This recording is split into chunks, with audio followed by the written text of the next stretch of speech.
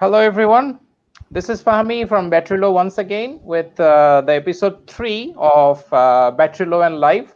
I hope all of you are inside your home and are doing well and you are safe at your home. Though we know that in many of our situations, in many of our residency countries, the lockdown has been semi-lifted or lifted or being lifted. But I hope you are taking enough safety measurements. So tonight we have a very special guest with us. He is none other than Mr. Rabiul Alam, uh, founder and CEO, Daily Cricket BD. Rabiul bhai, please say hi. Hi everyone. It's nice to be here. Well, Rabiul Bhai has a wide variety of personas, and he has been with us for a very long time. And he is one of the key figures in who works behind the cricket. Whatever you see inside, on the screen, and the fan base that you see is has been built. So he is one of the key personas in that history. So we'll move into those things. But before that, I would ask Rabil Bhai to briefly just tell our viewers about daily cricket. Uh, Thanks, Fami. Hi everyone. Assalamu alaikum. I hope everyone is doing well in these tough times, this Corona period. Well, dailycricket.com.bd is a cricket website that we've started in the late 2017, early 2018, with a view to promote cricket and also be the voice of Bangladesh cricket. Here you'll find it's a very because cricket is a very everyone in this country is quite very passionate about cricket, but what we have seen is that there is no absolutely cricket focused media outlet. Like every big media in this country, like all the newspapers and every other channel, they do cover cricket, but they cover it as part of their regular news coverage. But what we have seen is like there are some big cricketing websites like Cricinfo or Crickbuzz, and there are a few others as well. But just for a Bangladesh centric, to have a voice of Bangladesh cricket in general, we didn't see there wasn't that many. Yes, there are a couple of them as well, but there wasn't that many that was established. So we thought we take this opportunity to create a niche market for cricket in Bangladesh.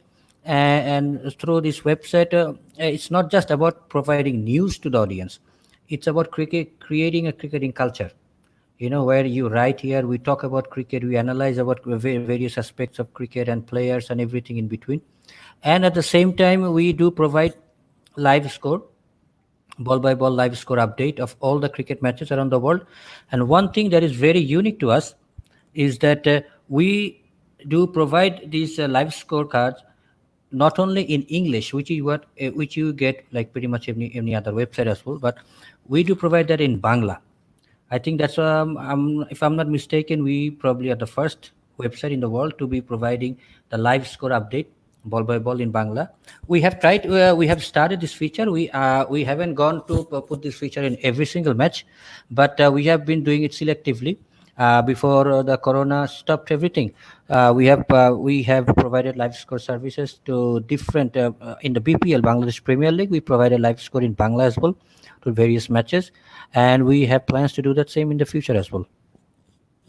Thank you so much, Rabil Bhai. I have some testimony to give to that because when I visited Bahrain last year, so I met many foreign, many Bangladeshi expats there.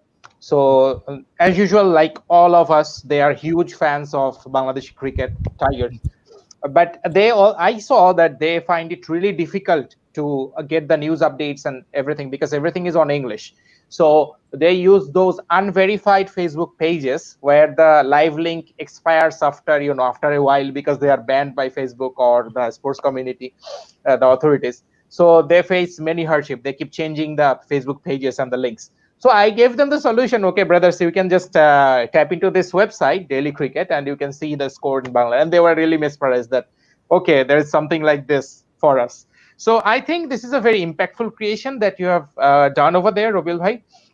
So we'll move into some more topics and some generic topics. For example, the viewers, I'm pretty sure, are really interested to know that what your thoughts are about the new era of sports, because in general, like all the sports, we know that require a few things like the viewers, the crowd is a very essential part, and also the prayers. And whenever I mean sport, we think about sport, it's basically you have to, there will be touch, there will be like physical contact, and you cannot probably maintain social distance in sports. So how do you think when we stay in this world where we have not yet got any vaccine, but we have the huge hunger for sports because we have seen nothing in the last 3 months? So how do you think the human civilization is going to approach sports in this new era of COVID? Well, definitely, it's very sudden and new thing for everybody, right? Like nobody in this entire world was prepared for what happened in last couple of months. We never thought. We only seen in movies, like in Hollywood movies, in some other movies that, like that famous movie, now famous movie, the Contagion, like when Yeah. people are dying, and at that time we thought it was a fictional story, like it's a movie. But we never thought that just in our own lifetime, like in within only 10 years, that we will see something like this happening. Even when the lockdown began on in our country on the 25th of March, we never thought that today is what 2nd of June. Anybody ever thought that it will be the 2nd of June and we'll be still in lockdown? Nobody. So it did take everyone for a surprise. But at the same time, yeah, but people have been locked up at home, and but life must go on. Yeah. Life will go on at some point, because the biggest strength of humankind is that our resilience to any obstacles that we face on our way. And this has there has been many resilience in our many obstacles, many troubles, many issues that came up, that and we have have managed to overcome those. And this will be the same with this corona as well. There are no vaccine as yet. There are no medicine as yet. And medicine, in terms of, there is no prescribed formal medicine. People are trying different medicines and different combinations. So, amidst all this, for a couple of months when everything was closed, now we see some sports are happening around the world, slowly starting. I think they've started in football, especially in football. They have started it with Yes, Bundesliga. I some think leagues, the Bundesliga. Yeah, right there. Bundesliga started a few days back. They are playing behind closed doors. Some other leagues are also planning to come back probably sometime this month. English Premier League is also planning to come, looking, and also La Liga and all the other leagues are also probably looking to come into play. So yeah, it will take some time, because not all the sports are the same. Some sports it's more touch, they involve more touch, contact, and where some other sports it doesn't require, it's very minimum. For example, take for football, it's basically a touch sports. You have to you have to make contact. So you can't play without making contact with the next player or anyone, the next person. But maybe if you go for cricket, it's not as much as touch sport compared to football, but you do share a ball with everyone. So basically, even if you are not touching someone, you are sharing a piece of material that's being passed on from everyone. So it's more or less way, and it becomes the same thing. So every sport is trying to improvise and adapt to their own conditions. Like for cricket, that what we are hearing is that one of the things that bowlers used to do is to they shine the ball with the saliva. They should use the ball as saliva. So now the cricket ICC, I think they have banned it, not using that for the foreseeable future. So now they're looking into alternatives, what can be done, because it might be very small thing, but it makes a huge impact, Yeah. especially reverse swing. Especially when the ball reverse swings, you keep the shining in one side, and you try to maintain a shine on one side. So they use a lot of saliva to shine up the balls. So when that thing is not going to happen, it's going to have some impact on the game itself. So how this everything, but all this said and done, I'm hoping that, and I'm firm believer that this corona will not go forever. At some Of point, course. at some point, we will have vaccine, we will have medicine, and life will go on. This disruption is mostly for temporary disruption till we get back to normal life. Until up until that point, I think every sports, people will find a way to adapt and improvise. Yeah, thank you so much, Rabiul Bhai. I also think the same because it's an unprecedented crisis, as you have mentioned, and we're taking measurements to counterfeit it. And this will probably, hopefully, be temporary. But I have this another question to you in the same topic, that we know that as all the sports are being impacted, like you have mentioned that how everything has become closed, and now they are still trying to open in some aspect and probably will slowly open a bit. So this impacts not only the players or the teams, this impacts everybody connected in the ecosystem, in fact our viewers as well, the mango people like us. So how does this COVID, this thing impacts the businesses that has been growing around the sports? For example, your business, for example, I mean, we know that you run multiple businesses, you are an entrepreneur from different segments, but I'm specifically asking about daily cricket, that we know that it's a sports entrepreneurship thing that you are doing. So I guess it has become impacted by the COVID as well. So like yours, many other ventures that are based on sports are also being impacted. So how do you think these organizations will adapt, and what will happen to these organizations? Because their basic is basically those sports, and now it has been 3 months and there has been no sports. It has impacted massively. See, it has impacted heavily for us. If I talk about my own experience, daily cricket, we're a cricket-based website. So basically, there is no cricket for last 3 months. So having live cricket is our bread and butter. You can only cover so much news and so much content when there is none happening. So it has literally it has cut us through like every other industry. So it has impacted us heavily. But as I said before, we have to adapt and we have to improvise. This is a condition that we cannot get away with it right now. So what we have found that, okay, fine, we don't have live cricket, so what can we do? We have to produce contents. We have to produce contents from different. Now you see, not just us, many other cricket sites as well. Everybody is going on a retro mode, covering games that happened before, talking about greatest innings of that, greatest innings of that, all reminiscing about the old things, because there is no content to go forward to. So we have to go back to the content that we already have in our hand. So as far as website is concerned, as I said, massively impacted. The revenue is almost dried up, because you'll have it very difficult to find sponsors or advertisers if there is no live cricket happening. That's a basic thing that we need to have cricket starting going on. So it has impacted heavily, but as I say, we believe that it is going to get over soon. So at some point, we just have to hold on and make the believe that it will pass, like any other disaster or any other trouble that we face in our life. This is just one of the phase and we just have to overcome the phase. We just have to wait. And it's June. It's the 2nd of June today. So I hope that wait is over soon. Then sooner than later. Sooner than Yeah. later. Yeah. And speaking of uncertainty and positive thinking, we know that we another one of our esteemed guests was supposed to join us, the captain and the president of Dawn Cricket Club Pakistan, Mr. Samiullah. But there has been an issue that Pakistan has suspended broadband 4G and 3G network in his Quetta city where he lives until 3rd June due to some security reasons. And this has suddenly become the case. Like we got to know about it just half an hour back, just before our show. He was trying to connect but couldn't. So he has apologized to all of us due to the unavoidable situation. So we hope to get him in our probably some of the shows that we have in this season, some next shows. So well, moving to next question, we have a very interesting question for you, Rubil Bhai. This is a personal question, of course. Okay. So what sports would you choose? We know that you probably watch or follow many of those sports, but cricket is your favorite, of course.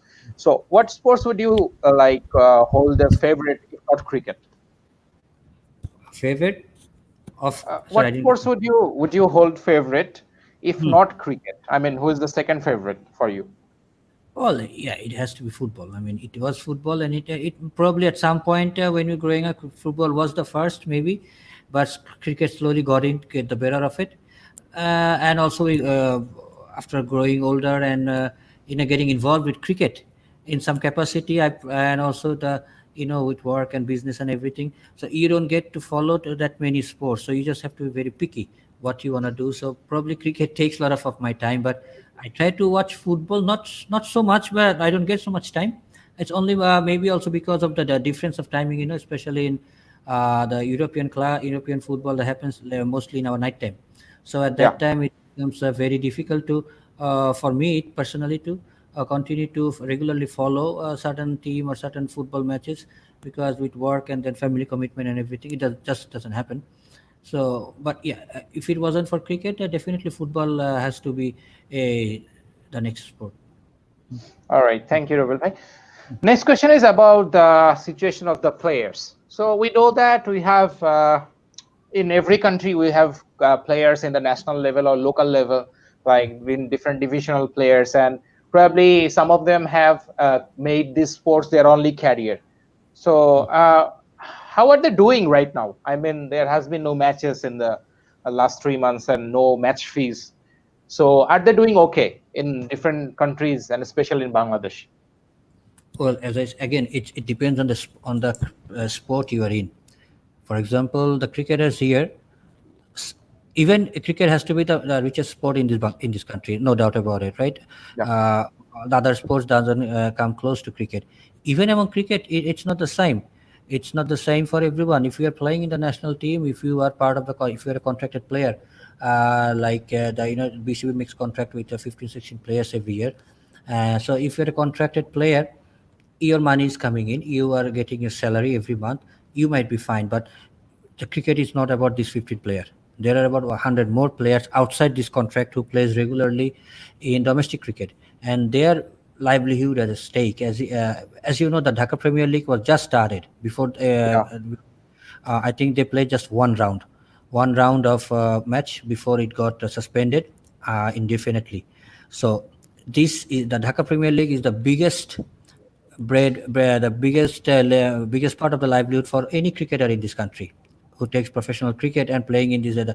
So now it's very uncertain for them. It's If they don't get to play this Premier League, Dhaka Premier League, it will be very difficult for them to, because it's not a playing sports is not like everyday job like us. You don't go to office every day. The league happens, either it happens, or if it doesn't happen, they don't get the money. So then they have to look forward to the next national league or some other thing, and BPL and other things. So it becomes very uncertain for them and for their livelihood as well. And so same would go with other sports. I think Bangladesh Football League got Bangladesh Premier League football, the National Football League, that got cancelled altogether for this season. yeah. So there's a massive uncertainty over there as well, the players' payment and everything. So uh, it puts everyone, and I'm just talking football and cricket, and there are other sports as well. There are other lesser followed sports like hockey and tennis and table tennis and athletics, and they are even dire straits. Those they already earn quite less compared to other sports. And a similar thing, I think I can only talk about Bangladesh because that's probably what we know better. But I think it's the same thing everywhere. For example, in India, IPL also suspended indefinitely. Yeah. Yes. Just spare a thought for Pat Cummins. I think he got sold for $2 million for Kolkata Knight Riders. Imagine that. Just gone. Just like that, gone. You Just have like to that. in December, you're $2 million richer. Then it comes, and if you are him, you have to think, really, this event has to get cancelled of all these years just when I got $2 million. That's so. It has also impacted not all the players, because nowadays the franchise cricket plays a big part into players earning. Their national team salary is bare minimum. It's nothing compared to what they make playing in different franchise leagues Yes. around the world. IPL is the biggest cricket league in the world. The player gets huge amount of money that probably makes, I don't know, 50-60% of their annual income. Now all Yeah. of a sudden it's not happening. Then Caribbean Premier League, you don't know whether it's going to happen or not. So that's put another again the players' livelihood at stake. Then there come the Bangladesh Premier League, uh, sometimes in December. So we don't know what's happening with that. So imagine a Bangladeshi cricketer, if you can get to play Dhaka Premier League, and all of a sudden there is no Bangladesh Premier League, makes it very difficult for them. Makes it very difficult for their livelihood and for their families. So in this situation, like as we have mentioned, that not all the players are. I mean, it's not feasible for the board to get all of them in the contract as well overnight. But I mean, what could be some possible steps that the board or the authorities could take to secure these players' livelihood? Because we cannot live without these players. I mean, the 15 or 20 people that are in the contract, they cannot always play well. It's only normal. There will be ups and downs. They will fall into injury, and we'll always need new players to come in or the alternate players to come in. And we already know that the players who are outside the contract often they do really good and they come back and they win us matches, even trophies happened before. So these are really essential people, and also I think we have a responsibility towards those people because they always entertain us, right? So what can be the steps that probably the authorities could think of in this situation? We know that they have many constraints, of course, but having said that, it is also necessary to make sure these people live and keep playing when everything comes back. I think Bangladesh Cricket Board, of all the sports bodies in this country, only Bangladesh Cricket Board is probably somehow stable financially to provide assistance. That makes a difference, and they are doing it. They have provided, I think, assistance to not only the domestic players out of the contract as well. They are provided assistance to the other domestic players, also the women's team, and also other players as well. They're trying to stand next to them as much as possible. It's not always possible to pay the full salary, but to whatever extent they can. And I think they have also extended their hand to their help to other sporting body as well, for them to do that part. So it all comes down to depends on like for example here cricket board is the richest board, so it comes to them to stand next to the other smaller not so rich boards to help them out to their players, and they have so far done a good job at it. So it's the same as everywhere. It's the same in everywhere. The big one has to stand up and protect the young ones, young and weak. So that's been happening, but I think the biggest those helping part is behind now, and now all the dialogues are about how to restart. We can how Yeah. to restart, how to go through different possibilities. Just as I said, the Bundesliga, the European football leagues, they are under tremendous pressure from the broadcaster and other stakeholders to see whatever that can be done to. I mean, it's naturally a very natural thing because they have invested billions of dollars into it. So the, the match doesn't happen, tournament doesn't happen, puts because there's thousands of people who are associated with this, not just a player, Yeah. the officials, their broadcasters. Behind the broadcasting team, there are hundreds of people working behind the scene to bring the game live to us. So everybody's life is at livelihood at stake. So I think the dialogue is right now about what can be done, and people are talking, people are discussing, even with the T20 ICC T20 World Cup, Yes. which is supposed to happen in scheduled to happen in October, which is October. very unlikely. I think very unlikely at this point. To but then even the ICC is getting together and starting dialogue about whether to how to go on about it to see if it's going to happen or not. But at this point, it seems very unlikely that it will go through. So now they're talking what's next. Every sports in this world, sports body in this world, they're talking about what's next. So, in this situation, as you have told that, everybody is thinking about reopening and how to restart the whole thing, and everybody's efforts are on those. And there's this different topic that I want to put your attention to, that about the viewers. So, all of the viewers of these sports who enjoy the sports and live sports, or the consumers of the sports, have been at home for the last 3 months, and we have not got any live matches in this period, like any sports matches. So will there be a different persona of these viewers after the lockdown is over, after the pandemic is over? Will it be significantly different than what it was before, the philosophy of the viewers or the behavior pattern of the viewers? Or would you predict any changes in the behavior of the viewers, or the overall persona of the viewers or the sports consumers? I think it's only gonna get better. Sports is Okay. part of your life. If you're a sports fan, if you're whichever sport you follow, it's part of who you part of your existence. You cannot live without it. So Yeah. right now they are being forced to live without it for a certain time, but it's only building inside. There's people are gonna make up for it. Like, you're gonna watch anything, any live sport after this pandemic is over. You don't care whether it's any sport.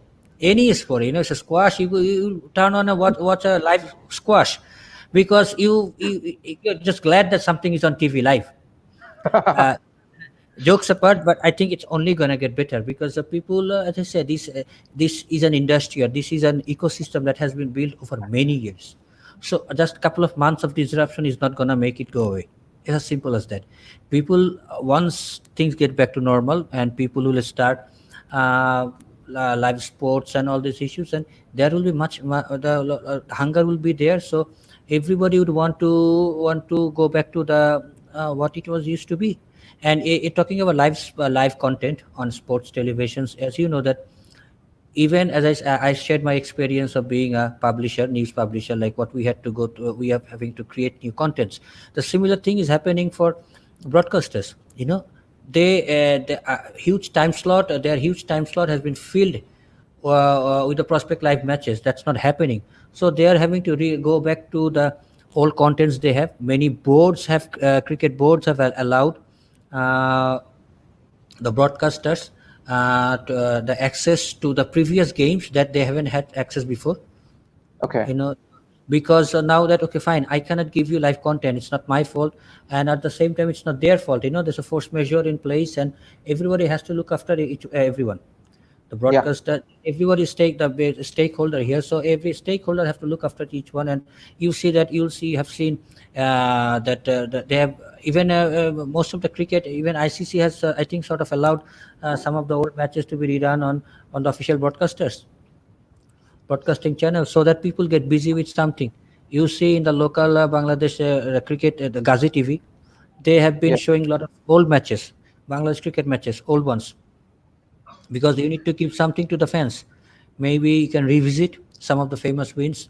Maybe you go to, there's a similar thing is happening with Star Sports in India. They are going back and uh, uh, they're going back and playing all showing old matches. But that's the best you could do. But it is only keeping the hunger alive, and I think at when this all gonna be over, and I'm hopeful that we'll live to see that. That it's gonna be big. We are gonna make up for it. Hopefully, Rabil bhai, hopefully. And I feel the hunger inside me as well. I mean, whenever I heard this, that Bundesliga is going to live, I mean, I don't follow Bundesliga a lot. I mean, I'm a football fan, but I watch La Liga and probably sometimes Premier League. So I'm not a big Bundesliga fan per se. But even I was excited. So you're true. You were correct. So I was wondering if there is any question from the audience that we might address right now. Mr. Dewan is in the background, so if there is anything, probably it would be a good time to show.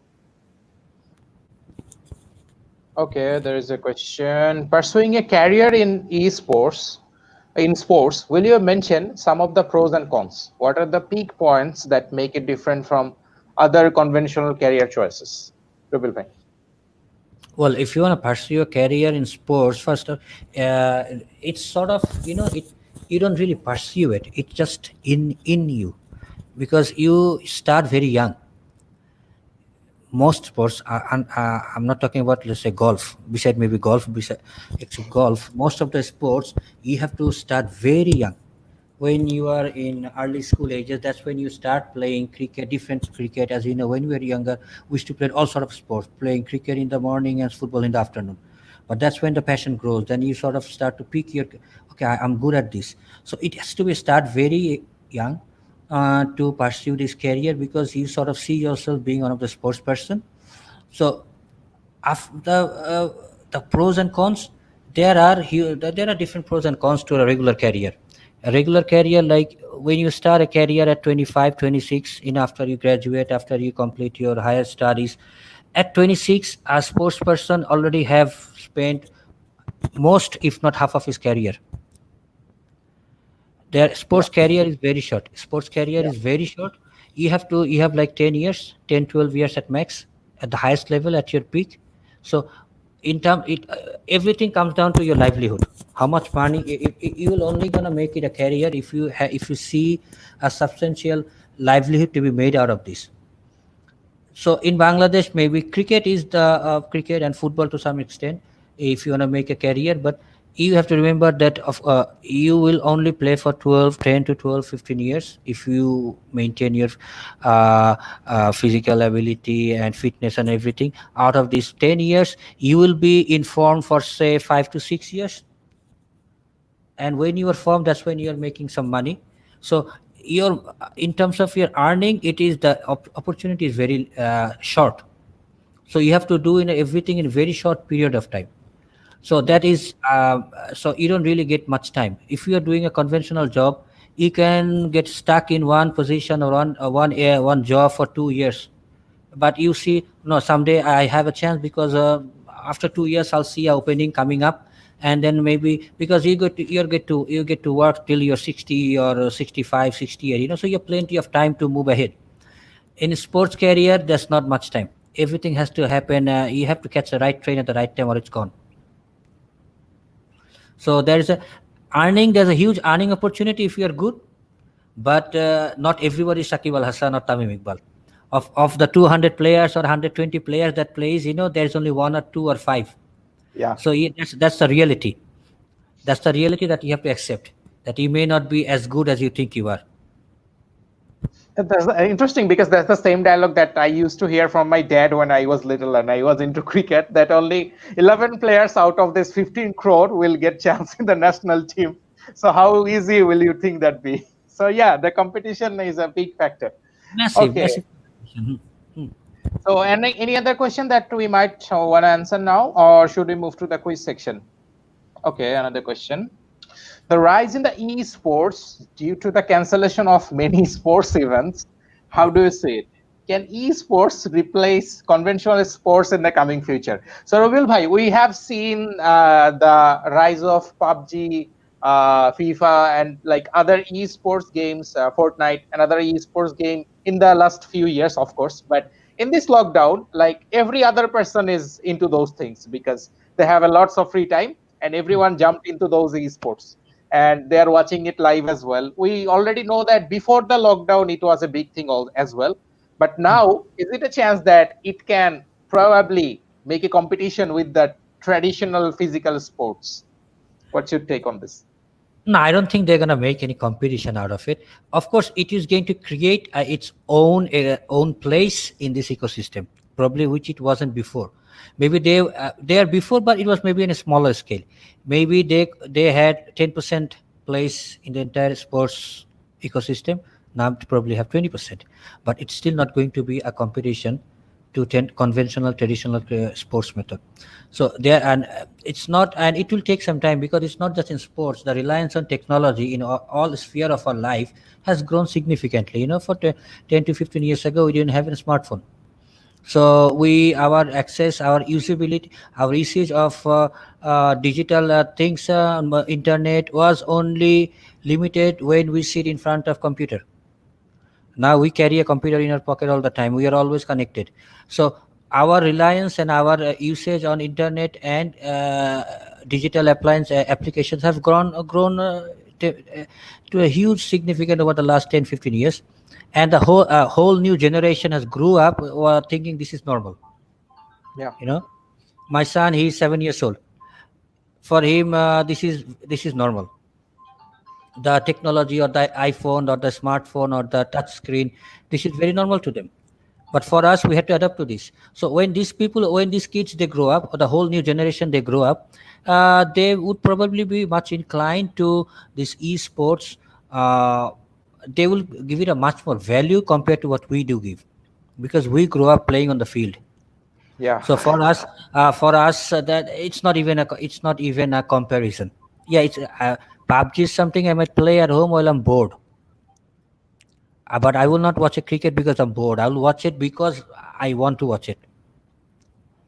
But I'm just talking about my perspective, because yeah, some people might play PUBG because they are passionate about it. But that number is quite smaller compared to the traditional sports viewer.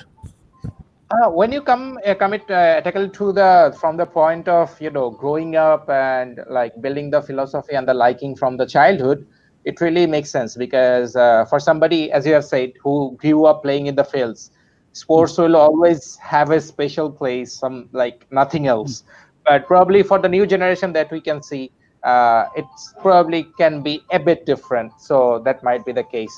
So we'll come back to the question from the audiences later. Now, probably time for a small surprise round for you, Robil Bhai. Probably we have a quiz round for you, I think. So we know that you are one of the uh, persons who probably have possess the most knowledge about cricket in the country.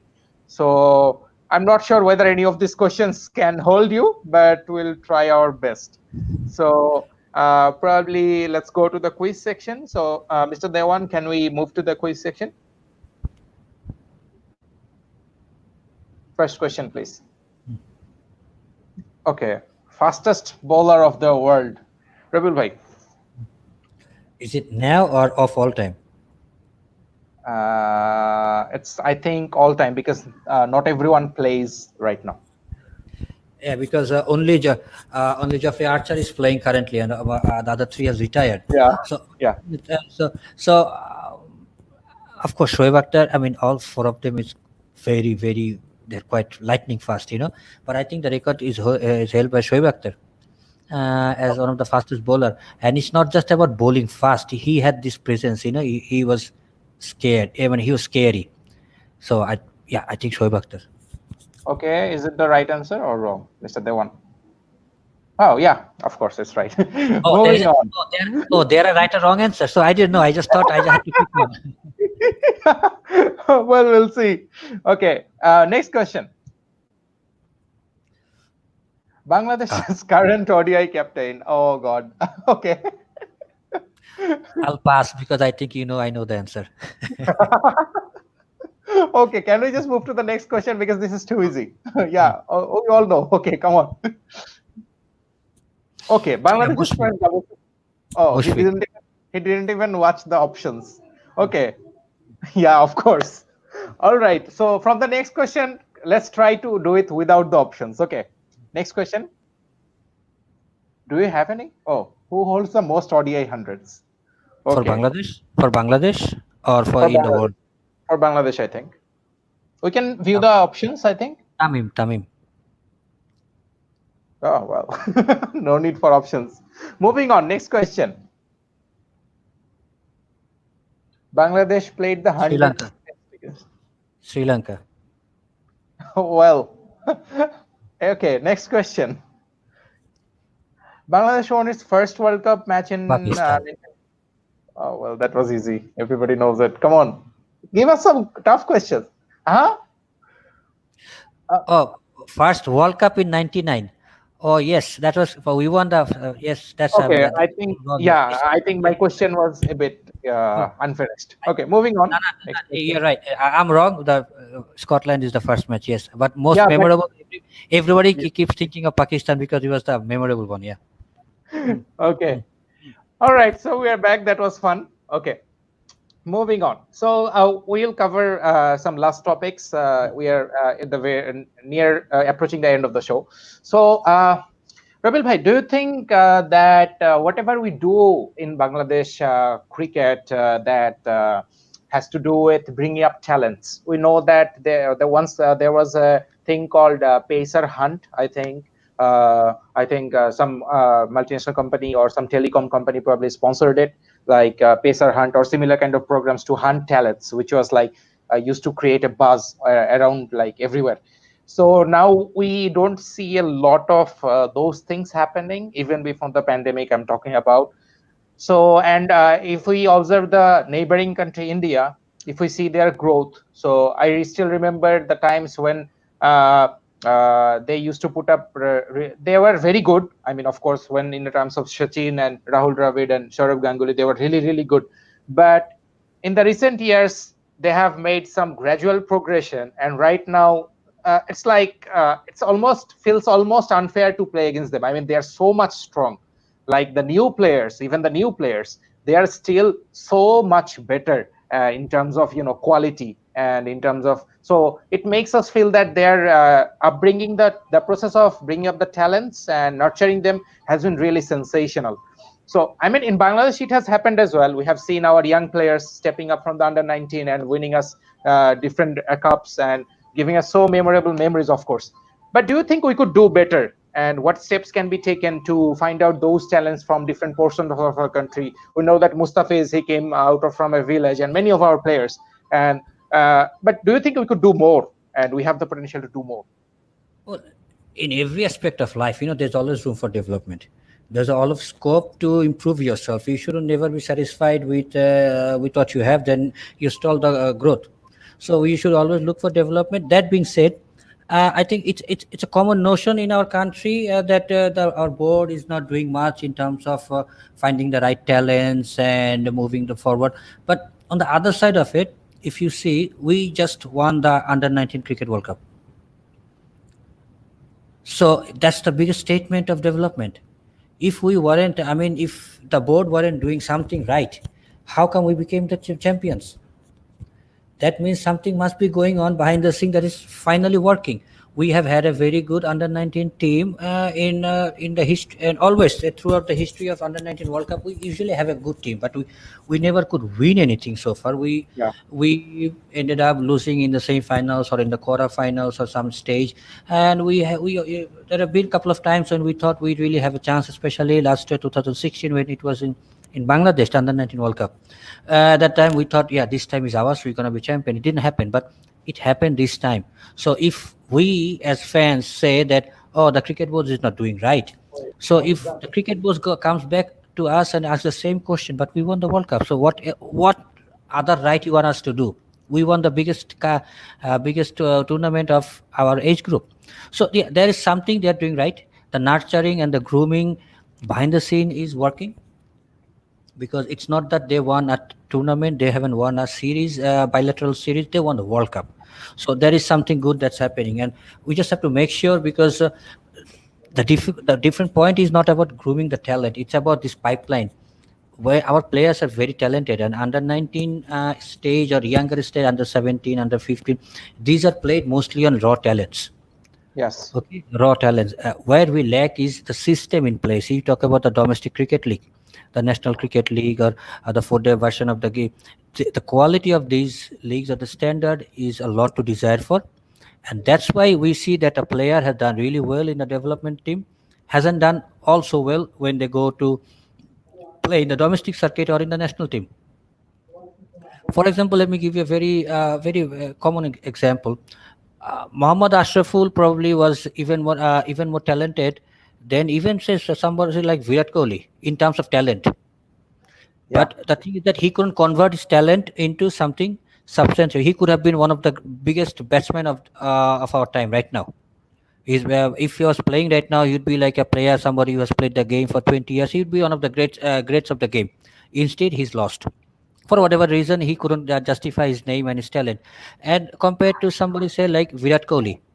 when when he came into the scene as under 19 team that won as a player of under 19 team, and I think he was also the captain, I'm not sure, but he was a very talented player. He was a Yes. very talented player in a team that already has some of the great players like Sachin Tendulkar and Rahul Dravid. But it was up to him to ensure that he converts his talent into something more meaningful. And now he is one of the greatest players of all time. He's one of the greatest one-day batsmen of all time. Currently, one of the best batsmen in the world, and is widely regarded as somebody who could break Sachin's record. So that's unbelievable. So that's where this grooming and this pipeline, the system comes in place. You can bring a raw talent, but if you cannot polish it properly, the talent is gonna go on. Not Sakib Al Hassan is probably not as talented as Ashraful, but he worked hard on his talent and is a very smart cricketer. He knows what he's doing. Over a period of time, he's smart. He made sure that he does well because using his brain and his skills, and of course you have to be god gifted. But everybody at this level, when you're playing for the national team, you are naturally talented. You are naturally, as I say, like out of 16 million, 160 million people, only 11 represent. So you are one of how many? So you had to be that good. At Yeah. that level, everybody is good. It's not about being good. It's about what you do with your goodness. That's a very That's a interesting very point interesting you you have brought have up. brought up. Um, Um, Really important that the young cricketers that we see right now is given the proper guidance. And the point that you mentioned, that Virat Kohli growing up under the shadow of Sachin, and eventually now competing his records, the greatest Sachin. So that's I think a very good example. And now that we have players like Shakib, Tamim, Mushfiq, Mahmudullah, and others in the squad, probably the young talents who have won the Under 19 World Cup and beyond, probably it can be a very good base for them to build on. So, Rabil Bhai, we are approaching the end of the show. We have a quick couple of questions left. So, first question would be, what made you start daily cricket, and how do you see this venture going on in the future? What are your future plans with it? As I say, I mean, I have been involved with cricket, the digital aspect of cricket for some time. Some of you might know that my agency has created the entire digital asset for Bangladesh Cricket Board. It was my idea or my brainchild, which I proposed to BCB at some point, and they accepted my proposal. And we started off in 2013, very late 2013, early 2014. We started with daily Bangladesh Cricket Tigers. So it went on to become the largest digital asset in the country at that time, and the second largest in the cricket world. Only after India, we had over 10 million Facebook page fans and over 1 million in Twitter. So after I finished, my contract ended with BCB in 2016. I felt that because I have created an asset for it, and I saw that market, and I saw the opportunity of growth and the hunger for the people's hunger for cricket in a very, and social media is the thing right now. It's the moving forward. Social media is here to stay, and Yes. they're the two biggest platforms, social media and cricket. And when you put them together, you create something that everybody's connected with, and that's where I got the idea, like, okay. And as I say earlier in the show, that there was this opportunity to create this product, this daily cricket, for a very niche market. That's true, but I think it has a place in Bangladesh, because everybody in this country follows cricket to some extent. Some follows fanatically, some just keeps a tab on the score when the match is on, but everybody follows, more or less everybody wants to know what's happening when the national team is playing. Even somebody who doesn't follow the game at all, they might ask you, hey, what's the score? Hey, Bangladesh won. Hey, who's doing well? Yeah. Yeah. Someone just pop in a few. So everybody is concerned, because he can't escape it. Like, he just can't escape cricket in this country, just like you can't escape football in probably in Europe. Everywhere you go, every channel you turn on to, it's the same. It's something cricket is happening here. So when the people's appetite is there, and there is not a stable product out there for it, so why not create a product that will cater to this appetite of the people. But an asset, a product, takes time to build. So I'm also still working on building that into a stable asset. Okay, nice answer, Rabil Bhai. And also, as those who are watching, so this is the guy. This is your chance to watch this guy on live. That who actually built the biggest Facebook audience in Bangladesh, and the largest page at that time. We know 10 million followers in the Bangladesh. That was the first time, and also as he had mentioned, the second largest in the whole world. So that was his Whole cricketing whole world. cricketer world. So yeah, so that was his achievement. So again, I guess that's something that you can also tell to your grandchildren and beyond. And okay, I think Ishtiaq Bhai commented to after wishing you best of luck, Robil Bhai. So do you have? Yeah, good to see you, Robil Bhai, after a long time. Hope you are doing great. Stay safe. It's nice to hear from him as well. I hope he's doing well. I heard he was in a lockdown situation in his neighborhood, so I hope he's doing well, him and his family. Hmm. Okay, amazing performance in the quiz section. Okay, that was I got one wrong. predictable, right? I got one wrong, so it was not good. I was too quick to answer. I didn't do it. All right. Any other questions we have from the audience? Now would be a good time to show because we're going to wrap up. Is there any way to see the impact of the situation on esports in a different positive way? Looking forward to change perception from all the surrounding negativity. Okay, so we have someone who is having some issues with negativity, I think. So he has asked the question that is it possible to see the impact of the situation on esports in a positive way? No, I wasn't being negative about esports. I'm just saying that my perception from a generation that grew up playing on the field. So that probably that esports, playing game on computer or playing, I'm talking about in different games, doesn't really. I'm not talking about the gaming industry. That's a whole different thing. Yeah. I'm not talking that. That's a huge market. That's a bigger market than I think movie industry in the world. Yes. It's Yes. bigger than Hollywood. It's a huge Yeah. market over there. As I say, this thing depends on your dependency on usage of technology. Maybe in the Western country where they are even far more connected and they have easily accessible access to high speed internet data and better facilities, they are more connected to it compared to ours, and it will take a long time. I mean, we are finding difficult to ensure that we have 4G network. Like one of our guests was supposed to come in and he couldn't join because the network is suspended. So that gives an hindrance to the growth of on the industry like esports, in a system. So in this part of the world the situation is rather different compared to Western countries. So it will still take some time, I mean, in this country to for these things to gain mass popularity, I would say. Yeah, people are playing a lot of e games at this point, but I would say but it's still not any competition with the regular sports. I don't mean it in a negative way. I just what I feel is being the real situation on the ground. Very rightly spoken, Bhaiya. Any other questions from the audience? Bangladesh cricket has changed in the most positive way possible over the last few years. In how many years do you see Bangladeshi cricket way more ahead of giant cricket nations? I'm not sure what she meant about grand cricket nations, but let's assume that probably India, England, Australia, probably. What would you say, Rabil bhai? I think we are just on the verge of it. A breakthrough. What we Bangladesh need is a breakthrough. Not Bangladesh. Any upcoming cricketing nation, or even you talk as a person, you are doing something good, you are maybe in a career, you are doing something good, you are putting a lot of hard work, and you feel like you need just a break, it's just that turnaround thing, just one thing that is going to make good for you. For Bangladesh, something like that. We What we need is to win a trophy, maybe a Asia Cup, something as good as maybe an Asia Cup. No, I'm not talking about World Cup at this point. It's too far fetched a dream. Maybe something more significant like an Asia Cup. Once we start to win tournaments, we have the sort of players that we can do, but we just didn't have that ability. We didn't have the belief. We have the ability. We have the players. We just have the belief. Maybe winning the Under 19 World Cup was a good thing, because now this we know that even at some point, at some level, we can win the World Cup, we can win the biggest trophy of the tournament.